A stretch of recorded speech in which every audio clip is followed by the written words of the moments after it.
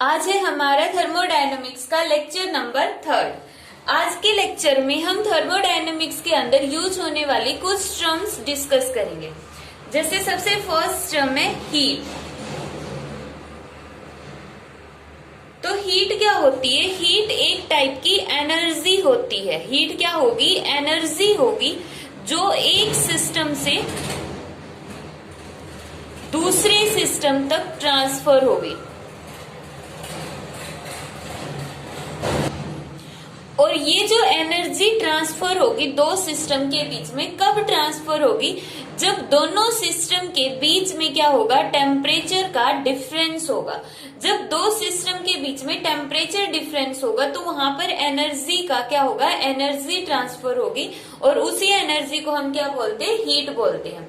अब ये जो टेम्परेचर का डिफरेंस है, इसका मतलब कौन से सिस्टम पर से कौन से सिस्टम की तरफ एनर्जी जाएगी?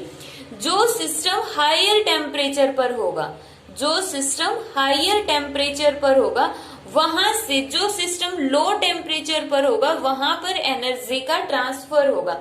मींस गर्म सिस्टम से, जो सिस्टम गर्म होगा वहां से हीट ट्रांसफर होगी उस सिस्टम की तरफ जो ठंडा होगा।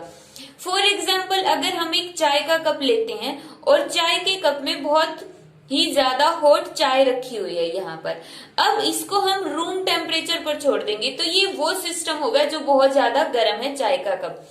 और जो हमारा रूम है वो सिस्टम हो गया जो सबसे कम टेम्परेचर पर रखा हुआ। तो इसमें क्या होगा? जो कप की हीट है, कप की एनर्जी है, सॉरी चाय की एनर्जी है, वो फर्स्ट सिस्टम के अंदर ट्रांसफर हो जाएगी।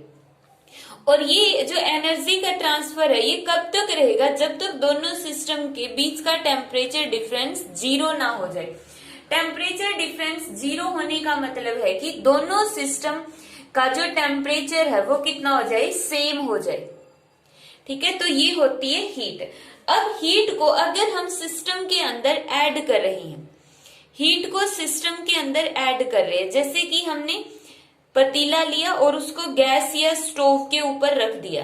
अब इसके अंदर जो भी पानी, मिल्क या टी जो भी होगा उसको हम हीट दे रहे, तो ये क्या करेगी? हीट को ले रही है। हीट को लेने का मतलब क्या हो गया कि अब सिस्टम को हीट दे रही है तो वो वाली हीट क्या हो जाएगी? पॉजिटिव हो जाएगी। तो हीट पॉजिटिव कब होगी? जब हम किसी सिस्टम को हीट देते हैं। तो जब हमने सिस्टम को हीट दी तो वो पॉजिटिव। और जैसे इस वाले एग्जांपल में इस कप में से चाय निकल रही है, जब हीट सिस्टम से सराउंडिंग की तरफ जाती है, रूम क्या है? सराउंडिंग, सिस्टम से सराउंडिंग की तरफ हीट जाएगी तो वो वाली हीट क्या होगी? नेगेटिव। क्यों?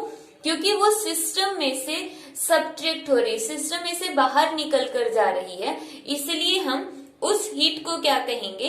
नेगेटिव हीट कहेंगे। सेकेंड टर्म है हमारे पास वर्क डन।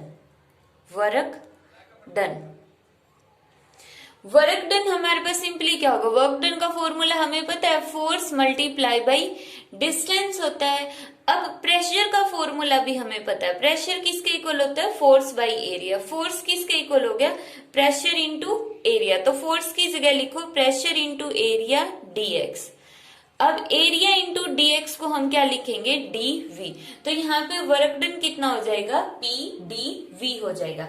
अब यहाँ पर देखो, वर्क डन भी क्या होगा? दो टाइप से होगा, या तो work done by the system, bye the system, system खुद काम करेगा, या work done on the system, system के ऊपर काम किया जाएगा। देखो, अगर सिस्टम खुद काम कर रहा है, मान लो स्टार्टिंग में किसी भी गैस का या किसी भी सिस्टम का वॉल्यूम है VI, इनिशियल वॉल्यूम है। जब सिस्टम ने काम किया, खुद काम कर रहा है, तो उसका वॉल्यूम इंक्रीज हो जाएगा। वॉल्यूम क्या होगा? एक्सपेंड होगा। वो खुद बाहर से हीट लेगा, जो भी करना है वो सिस्टम क्या करेगा? एक्सपेंड हो जाएगा। तो उस टाइम पे उसका फाइनल वॉल्यूम क्या होगा? ग्रेटर देन होगा इनिशियल वॉल्यूम के। अगर सिस्टम ने खुद काम किया है तो फाइनल वॉल्यूम ग्रेटर देन हो गया इनिशियल वॉल्यूम के। तो उस केस में जब VF ग्रेटर देन होगा VI के, तो डेल्टा V क्या होगा? पॉजिटिव होगा। तो उस केस में जो work done by the system होगा उसको हम क्या लेंगे? पॉजिटिव लेंगे। और अगर वर्क डन किया जाता है ऑन द सिस्टम, सिस्टम के ऊपर काम किया जा रहा है, ये सिस्टम है, ठीक है, इसका इनिशियल वॉल्यूम है वी आई, इसके ऊपर हमने वर्क डन किया तो इसका फाइनल वॉल्यूम हो गया, मान लेते हैं वी एफ।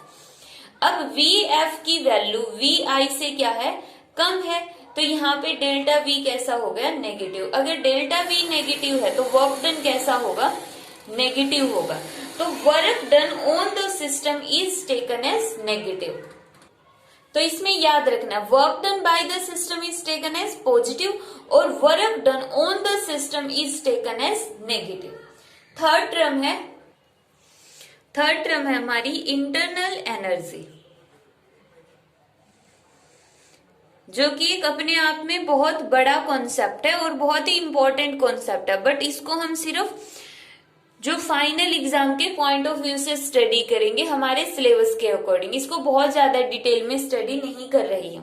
अगर हम इसको डिटेल में स्टडी करें तो इसी एक टॉपिक को एक्सप्लेन करने में कम से कम 40 मिनट्स का लेक्चर चाहिए, ठीक है। तो इंटरनल एनर्जी क्या होती है, जैसे कि वर्ड से पता चल रहा है, इंटरनल मीन्स उसके अंदर की एनर्जी। अब जो कोई भी गैस होती है, कोई भी सिस्टम के अंदर जो गैस होगी, उस गैस के मॉलिक्यूल क्या कर रहे होंगे, मूव कर रहे होंगे।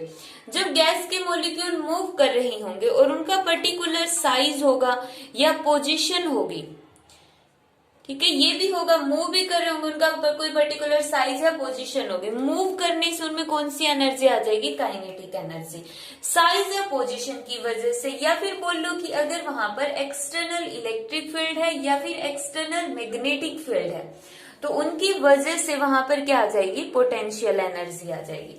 मतलब पार्टिकल के साइज, पोजीशन या उन पार्टिकल के नेचर की वजह से वहां पर क्या आ रहा है, पोटेंशियल एनर्जी आ रही है। तो जो इंटरनल एनर्जी है उसको हम रिप्रेजेंट करते हैं यू से।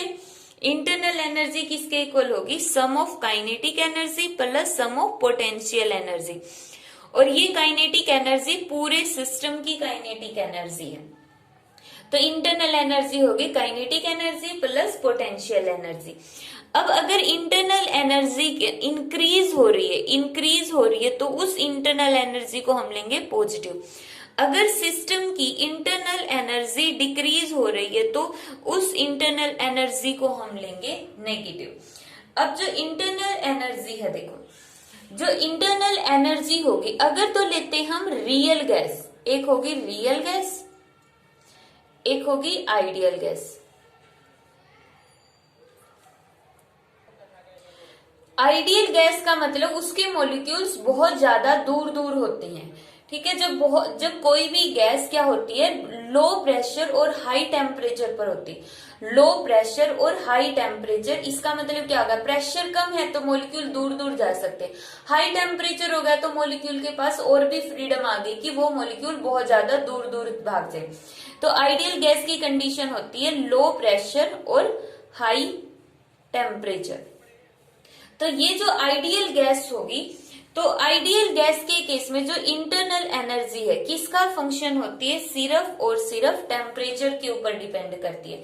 क्यों, क्योंकि आइडियल गैस का वॉल्यूम तो कुछ होता ही नहीं है, तो इंटरनल एनर्जी होगी function of temperature only. Real gas, अब ये वाली कंडीशन एक्चुअल में नहीं होती, तो आइडियल का कॉन्सेप्ट अगर छोड़ दे, अगर हम देखें रियल के अंदर गैसेस कैसी होती है तो उनका कुछ ना कुछ वॉल्यूम भी होता है, तो वहां पर इंटरनल एनर्जी फंक्शन होगी टेम्परेचर का भी और वॉल्यूम का भी, टेम्परेचर का भी और वॉल्यूम का भी फंक्शन होगी। और इंटरनल एनर्जी है वो चेंज होगी। इंटरनल एनर्जी चेंज कब होगी, जब सिस्टम की स्टेट चेंज होगी। स्टेट चेंज होने का मतलब जैसे सॉलिड से लिक्विड में चेंज होगा, लिक्विड से गैस में चेंज होगा, तभी इंटरनल एनर्जी चेंज होगी। फोर्थ टर्म है हमारे पास isothermal process. Isothermal process, isothermal process के अंदर क्या होता है, आइसो का मतलब क्या रहेगा, सेम, थर्मल का मतलब क्या होता है, टेम्परेचर। तो वो प्रोसेस जिसके अंदर टेम्परेचर कांस्टेंट रहता है उसको हम क्या बोलते हैं, आइसोथर्मल प्रोसेस बोलते हैं। तो आइसोथर्मल प्रोसेस का मीनिंग क्या हो गया, सेम टेम्परेचर के ऊपर होने वाली प्रोसेस। नेक्स्ट है एडियाबैटिक प्रोसेस। एडियाबैटिक प्रोसेस, अब जो एडियाबैटिक प्रोसेस होती है उसके अंदर हीट, जिसको हम दिखाते हैं क्यू से, हीट को किससे दिखाएंगे, क्यू से। तो हीट क्या रहती है, कांस्टेंट रहती है। हीट क्या रहेगी, कांस्टेंट रहेगी।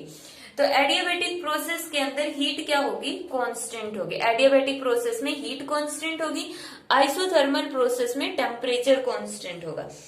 नेक्स्ट टर्म है isochoric. Isochoric process. Isochoric process क्या होती है, वो प्रोसेस जिसका वॉल्यूम कांस्टेंट होगा। आइसोकोरिक प्रोसेस क्या होगी, वो प्रोसेस जिसका वॉल्यूम कांस्टेंट होगा, उसको हम बोलेंगे आइसोकोरिक प्रोसेस। नेक्स्ट टर्म है isobaric process. Isobaric process. Iso word का मतलब होता है सेम, ठीक है। कोरिक मीन्स वॉल्यूम, बेरिक मीन्स बार। देखो बार किसके अंदर होता है, प्रेशर के अंदर। तो आइसोबेरिक प्रोसेस क्या होती है, जिसके अंदर प्रेशर कांस्टेंट रहेगा, प्रेशर कांस्टेंट रहेगा, उसको हम बोलते हैं आइसोबेरिक प्रोसेस। तो isothermal means temperature constant, adiabatic means heat constant, isochoric means volume constant और आइसोबैरिक मीन प्रेशर कांस्टेंट। तो ये थी हमारी थर्मोडायनेमिक्स के अंदर यूज होने वाली कुछ इंपॉर्टेंट टर्म्स।